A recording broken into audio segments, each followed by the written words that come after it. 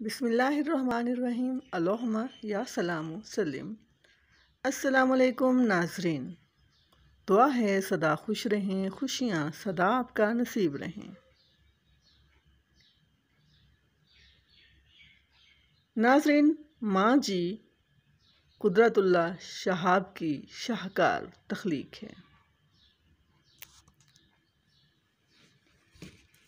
ماں جی میں شہاب کے صرف افسانے ہی شامل نہیں ہیں، بلکہ افسانوں کے علاوہ خاکے، مکالمے، انشائیے اور سفر نامے بھی ہیں۔ اگرچہ یہ ترتیب ہمارے مروجہ معیاروں کے مطابق نہیں، مگر اس مجموعے کے افسانے، خاکے، مکالمے اور انشائیے، سفر نامے ایک دوسرے سے مربوط ہیں اور ان کے درمیان باہمی ربط قدرت اللہ شہاب کے کہانی سنانے کے منفرد انداز سے پیدا ہوا ہے۔ ماں جی میں ایک بہت عمدہ تحریر ہے، اقبال کی فریاد۔ ناظرین، یہ مجھے ذاتی طور پر بہت پسند آئی، دل کو چھو گئی، لہٰذا میرا دل چاہا کہ آپ بھی اسے سنیں اور محظوظ ہوں اور اقبال کی فریاد آپ کے کانوں تک بھی پہنچے۔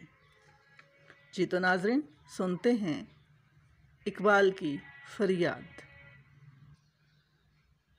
آزادی سے قبل تو خیر دوسری بات تھی، لیکن اب اللہ کے فضل و کرم سے آپ کو پاکستان مل گیا ہے، تو اب ذرا مجھے بھی دم لینے دیجیے۔ شکایت کرنا تو مومن کی شان کے خلاف ہے، لیکن جس بے دردی سے آپ میرا پیچھا فرما رہے ہیں، اس میں میرے اور میری شاعری دونوں کے لیے بڑی عبرت کی نشانیاں ہیں۔ جلسے جلوس میں گڑبڑ کا احتمال ہو تو اس کی روک تھام کے لیے اقبال کا شعر، دھواں دھار تقریر میں سانس پھولنے لگے تو دم لینے کے لیے اقبال کا شعر، رسالوں میں بچی کھچی جگہ پر کرنے کے لیے اقبال کا شعر، ریڈیو میں فالتو لمحات گزارنے کے لیے اقبال کا شعر، گرمی گفتار ہو یا گالی گلوچ، نصیحت ہو یا وقت بے وقت، جگہ بے جگہ، میرے غریب اشعار کا حلیہ بری طرح بگاڑا جاتا ہے۔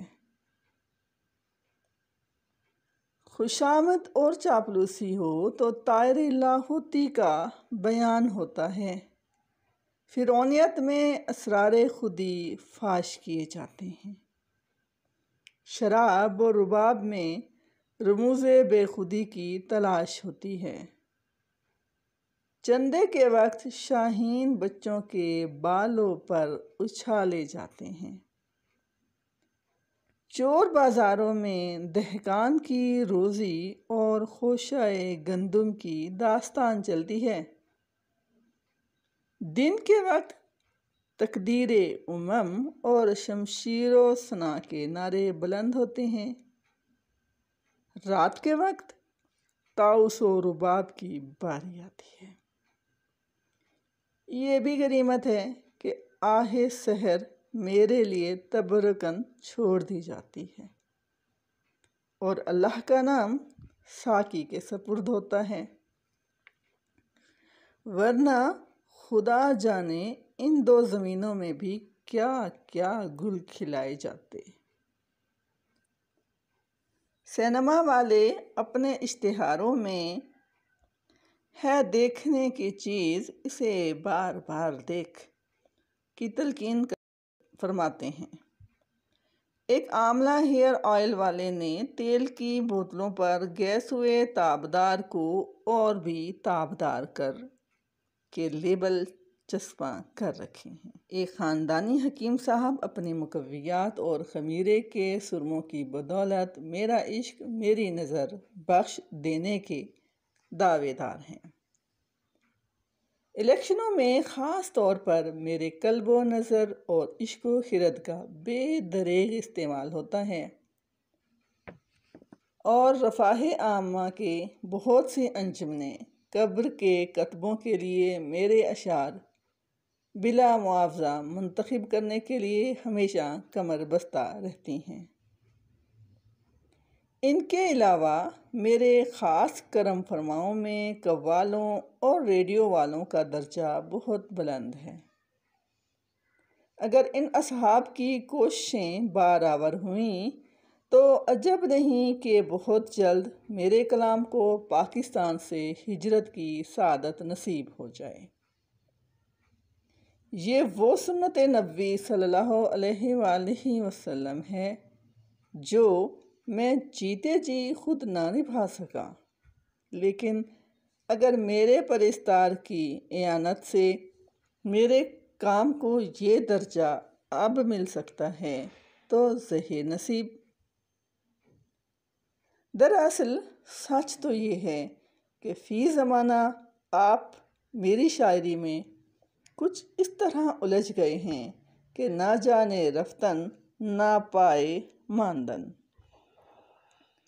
ایک فیشن ہے چھوڑیے تو مشکل، نہ چھوڑیے تو مشکل، لیکن اگر قوالوں اور ریڈیو والوں کی برکت سے میرا کلام اٹھ گیا تو ہم خرما دہم ثواب والی بات ہوگی، یعنی بیٹھے بٹھائے مفت میں آپ کا پیچھا بھی چھٹ جائے گا اور مجھے بھی کچھ دم لینے کی مہلت نصیب ہوگی۔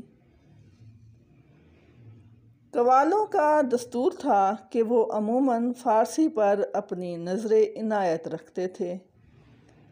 اردو میں کا زور نذیر اکبر آبادی کے خمسوں اور حالی کے مسدس کے علاوہ اور کسی چیز پر نہیں چلا، لیکن جوں ہی اس فقیر سے شاعری کا گناہ سرزد ہوا، ان کی ساری توجہ ایک طوفان کی طرح میری طرف امڑ آئی۔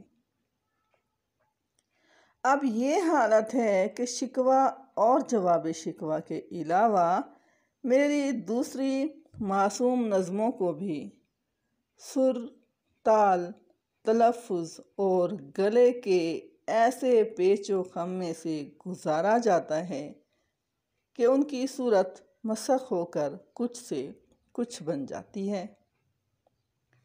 یوں تو قوالیاں عام طور پر اولیاء کرام کے مزاروں پر ہوتی ہیں، لیکن اللہ کا شکر ہے کہ مجھے درجہ ولایت عطا نہیں ہوا، اس لیے اس فقیر کی قبر قوالوں کی دسترس سے محفوظ ہے۔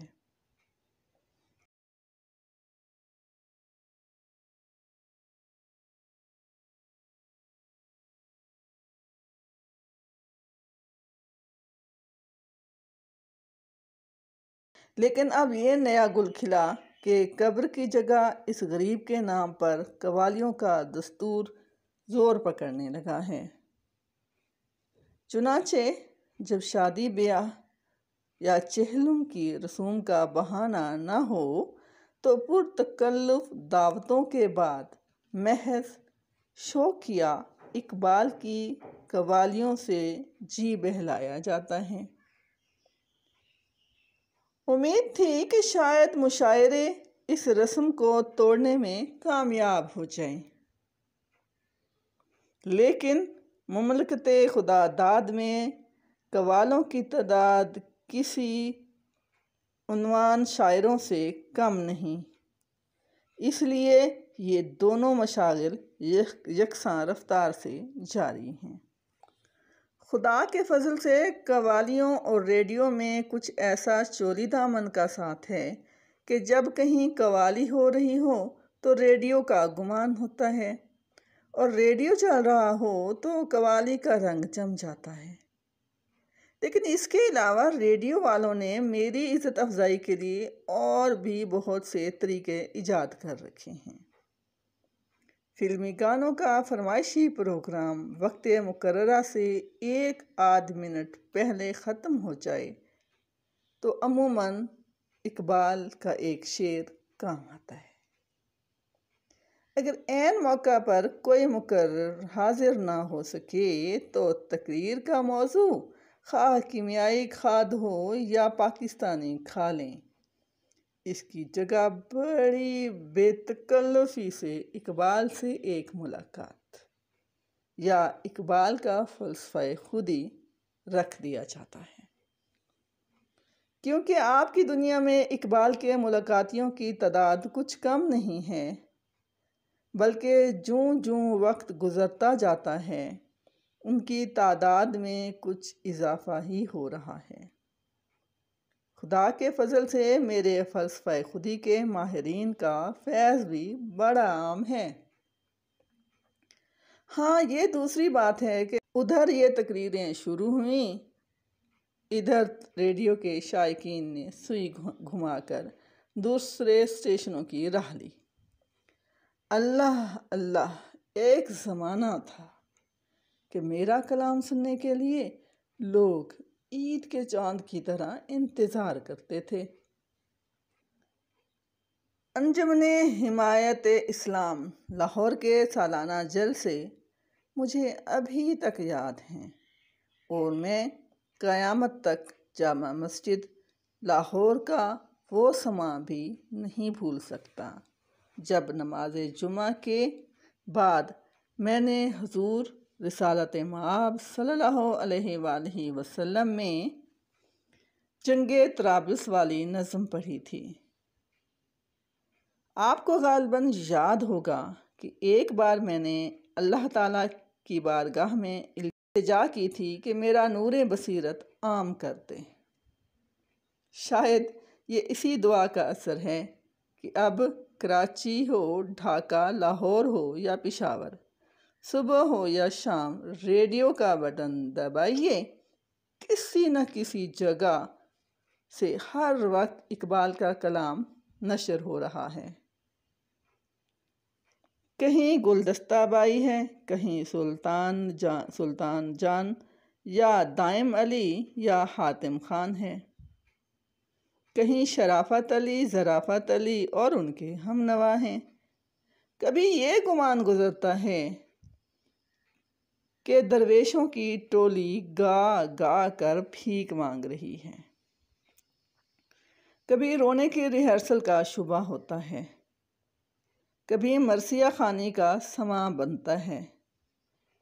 یہ بھی غنیمت ہے کہ اکثر لوگ اقبال کے کلام کا اعلان سنتے ہی ریڈیو کی سوئی گھما دیتے ہیں، ورنہ جس نے ایک بار دل لگا کر ان راگنیوں کو سنا وہ ہمیشہ کے لیے ان نظموں کو کتابی صورت میں پڑھنے سے بھی بیزار ہو گیا۔ اکثر اشتہار بازوں، قوالوں اور ریڈیو والوں کی مساعی جمیلہ کے باوجود خدا نخواستہ میرے نام یا کلام کا کچھ حصہ سلامت بچ گیا تو رہی سہی کسر نکالنے کے لیے بزرگوں کی ایک جماعت بھی خدمت کے لیے تیار ہے۔ یہ وہ بزرگ ہیں جو میرے ہم نوالا اور ہم پیالہ تھے، جن کی صحبت میں نے گناہ و ثواب، عقل و عشق، خودی و بے خودی کی بے شمار منزلیں طے کی تھیں، جن کے سینے میں ابھی تک میرے غیر مطبوعہ اشعار کے گنجہائے گراں مایہ محفوظ ہیں۔ یہ دوسری بات ہے کہ ان میں سے اکثر حضرات ایسے ہیں جن سے اس خاکسار کو کبھی ملاقات کا شرف بھی حاصل نہ ہوا تھا، لیکن اب جس وثوق سے میری زندگی کے راز ہائے سربستہ فاش کرنے میں مشغول ہیں۔ اسے دیکھ کر بھی تو مجھے اپنے متعلق شبہ ہونے لگتا ہے۔ بیچارے منکر نکیر الگ پریشان ہیں کہ یہ کیسا شخص تھا جس کے اعمال خود ہماری نظر سے پوشیدہ رہے۔ چنانچہ اب یہ معمول ہو گیا ہے کہ کسی صاحب نے گفتگو کا یوں آغاز کیا کہ ایک روز جب میں حضرت علامہ مرحوم کی خدمت میں حاضر تھا تو اس گناہگار کے اعمال نامے کی از سر نو جانچ پڑتال ہونے لگی۔ پہلے مرزا غالب بھی بہت ناراض تھے کہ یہ دنیا والے بڑے بے حیا ہیں، ان کے ذاتی اور نجی خطوط تک کو اٹھا کر چھاپ ڈالا۔ لیکن جب میں نے اپنے خطوط کا حشر ان سے گوش گزار کیا تو وہ مسکرائے اور فرمانے لگے، میاں اقبال غم نہ کرو، یہ بڑے دل گردے والی امت ہے جس نے اللہ کے رسول پر بھی بے شمار الٹی سیدھی حدیثیں ایجاد کرنے سے پرہیز نہیں کیا، وہ بھلا تمہارے جیسے خاک پائے رسول کو کہاں چھوڑتی۔ ہائے، حقیقت خرافات میں کھو گئی، یہ امت روایات میں کھو گئی۔ اب رہا اقبال ڈے کا معاملہ۔ یہ رسم میری زندگی ہی میں شروع ہو گئی تھی، لیکن اب میں دیکھتا ہوں کہ زمانے کے انداز بدل گئے۔ اقبال ڈے پر بیچارے اقبال کے سوا ہر چیز کا خوب اہتمام کیا جاتا ہے۔ سیاست دانوں، طالب علموں، ادیبوں اور تاجروں کی ہر پارٹی اپنی اپنی پالی الگ جماتی ہے۔ سیاستدان دھواں دار تقریر کرتے ہیں کہ سند رہیں اور بوقت انتخاب کام آئیں۔ طالب علم امتحانات ملتوی کرنے پر زور دیتے ہیں۔ ادیب ایک دوسرے کی پگڑی اچھالنے کا مشغلہ سنبھالتے ہیں، اور تاجر لوگ امپورٹ ایکسپورٹ لائسنسوں کی مشکلات پر روشنی ڈالتے ہیں۔ سرکاری درباروں میں بڑے ٹھسے کے انتظامات ہوتے ہیں اور افرنگی صوفوں اور ایرانی قالینوں پر محفلیں منعقد ہوتی ہیں۔ غربا پارکوں اور باغیچوں میں جلسے منعقد کرتے ہیں۔ کھانے پینے کے شوقین ٹی پارٹیاں رچاتے ہیں۔